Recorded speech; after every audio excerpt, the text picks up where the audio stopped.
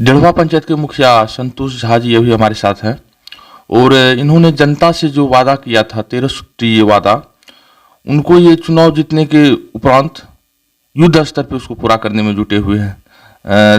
तत्काल चुनाव जीतने के बाद जो है इन्होंने एम्बुलेंस सेवा और पटना जो भी जाके वहाँ इलाज करवाना चाहते हैं उसको रहने खाने का वहाँ जो है सुविधा इन्होंने दिया।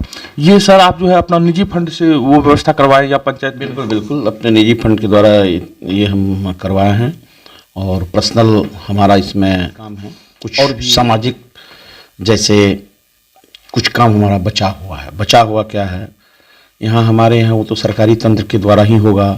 इंदिरा आवास है, इसके बाद बहुत से ऐसे घर हैं कि जिस देखने के बाद आपको लगेगा कि आप चलिएगा तो आपको खुद एहसास होगा कि इन लोगों को इंदिरा आवास आज तक क्यों नहीं मिलेगा। जैसे महादलित बस्ती में लोग कहता है मिल गया, सिर्फ कागज़ पे मिल गया, किसी का घर बना हुआ नहीं देखेंगे आप, एक आध दुख। तो रियल हमको उसको ख़त्म करने की, जो उसको जल्दी से जल्दी रास्ते पे लाया जाए, तो और उसके लिए अब इंदिरा आवास ही एक योजना बचा हुआ है और सरकारी योजना इसको आप निजी फंड से जिसको नहीं कर पाए हैं वो कार्य अभी तक जो है अधूरा है। हाँ, सरकारी तंत्र द्वारा जो काम है वो हमारा अधूरा है, जिससे बहुत काम सरकारी तंत्र द्वारा हुआ। हमारे यहाँ वृद्धा पेंशन का बहुत अधिक हुआ, कबीर अंतोष्टि का भी जितना हम लोग 5-7 को जो भी देते हैं, जो दिए थे उसमें से हमारे यहाँ अभी 18,000 रुपया कबीर अंतोष्टि में आया हुआ है। और जिस लोगों का हमने भेजा है उनको अभी दिया नहीं गया है, लेकिन वो भी अब हम उसको 26 जनवरी के बाद, स्वतंत्रता दिवस के बाद हम वो भी लोगों को दे देंगे। जैसे कि पंचायत को सुंदर बनाने मन है, वो आप बता रहे थे कि कुछ समस्या है, वो क्या समस्या है? ऐसा है कि हमारे यहाँ पंचायत भवन का 4 दीवारी चारों तरफ से घिरा हुआ था। उसमें गाय भैंस बैल बकरी खस्सी आता था। पंचायत भवन जंगल की तरह बना हुआ था। तो हमारे आने के बाद हम सरकारी योजना से बहुत कोशिश करने के बाद उसमें हम 4 दीवारी का काम शुरू किए। 4 दीवारी का काम शुरू करने में बाउंड्री अधिकतर 3 ही हम कर चुके हैं, लेकिन वहाँ कुछ लोकल पॉलिटिक्स के कारण हमको परेशान किया जा रहा है और उसके लिए हम सीओ साहब को भी आवेदन दे चुके हैं कि इसमें हमको रास्ता बताया जाए, क्योंकि कोई सरकारी निजी ज़मीन को कहेगा नहीं हमको छोड़ दीजिए, वो तो हम छोड़ नहीं सकते हैं। तो इसके लिए हम सीओ साहब से रास्ता मांग रहे हैं, सुझाव दिया जाए या हमारा वो सरकारी जमीन पे जो है वो निजी कब्जा है। निजी कब्जा है, वो निजी कब्जा है और जो दे नहीं पा रहे हैं, इसलिए हमको भारी परेशानी पर हो रहा है। कोई काम रोक देता है, कभी नहीं ये गड़बड़ है, जबकि काम देखने के बाद कोई भी आदमी कहेगा नहीं काम अच्छा हुआ है, लेकिन उसको बहाना है और क्या कर सकते हैं, सही हो जाएगा। सबसे बड़ी बात है कि अच्छा काम करने में परेशानी तो होती है और उसको अच्छे काम सफल ही होते हैं और सफल होगा। अभी तो आपका मतलब 1 साल भर ही पूरा हुआ है, तो आपने काफी काम और जो निजी फंड से हो सकता था, जो आपने वादा किया वो लगभग पूरा करे। 4 साल अभी आपके पास, क्या क्या आप करना चाहेंगे अपने पंचायत? हम अपने पंचायत में सुंदर बनाने के लिए अपने पंचायत में वृक्ष लगाएंगे। इसके बाद हर गली को अच्छे से अच्छे बनाएंगे। बिजली की व्यवस्था सुचारू रूप से पोल पर सोलर लाइट लगाने का काम करेंगे। तो अभी तक तो मेरा ये सब सोच है कि जो सुंदर से सुंदर लिख के दिए हैं कि हम लोग वो भी लगाएं, क्योंकि हमारे पंचायत में क्या होता है गांव में कि आजकल चोरियां बहुत होती है और चोरी का आज तक प्रूफ या पकड़ा नहीं पाता है। तो कारण ये है कि अब शहर में चोरी कम होती है। उसका क्या कारण है कि सीसीटीवी इतने जगह लगे हुए हैं कि उसके फुटेज से हमारे यहाँ अगर 1-2 बार पकड़ा जाएगा तो सीसीटीवी बहुत कारगर होगा। 1-2 बार पकड़ाने की जरूरत है, उसके बाद चोर जो है सतर्क हो जाएगा, काम ऐसा काम नहीं करेगा। जैसे मेरे यहाँ मवेशी अच्छे भैंस की चोरी हो गई इस साल, कम से कम 1, 2, 3, 6 भैंस की चोरियाँ हुई है कि भैंस कहाँ चला गया, और वो रात के 1 बजे 2 बजे इस दरमियान में।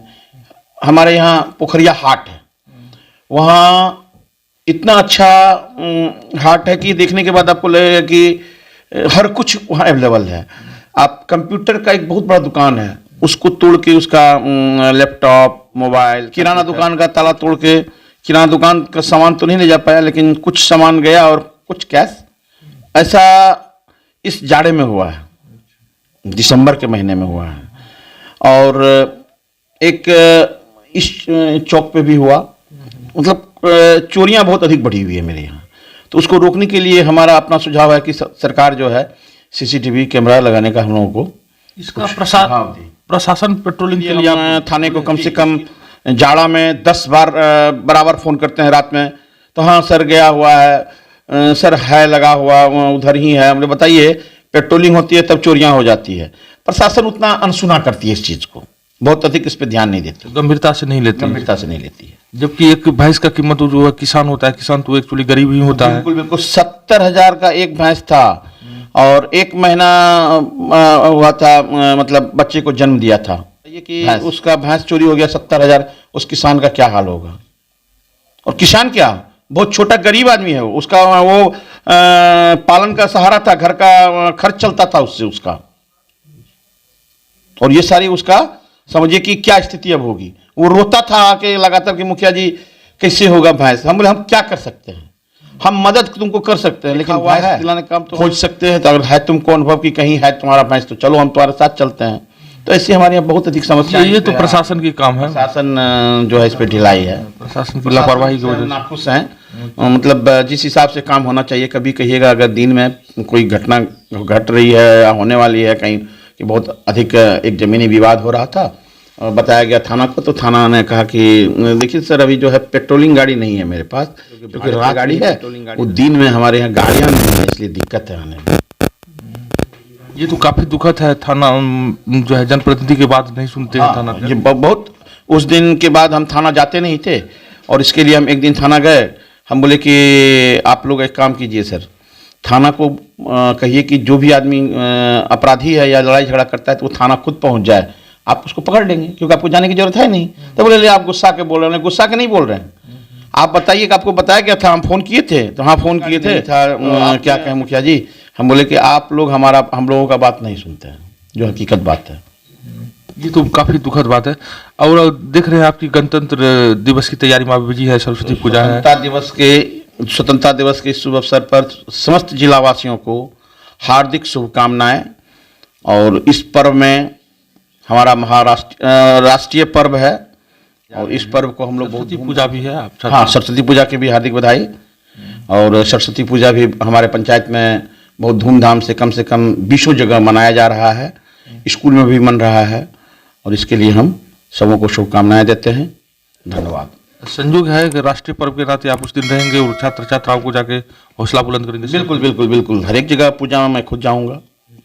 धन्यवाद।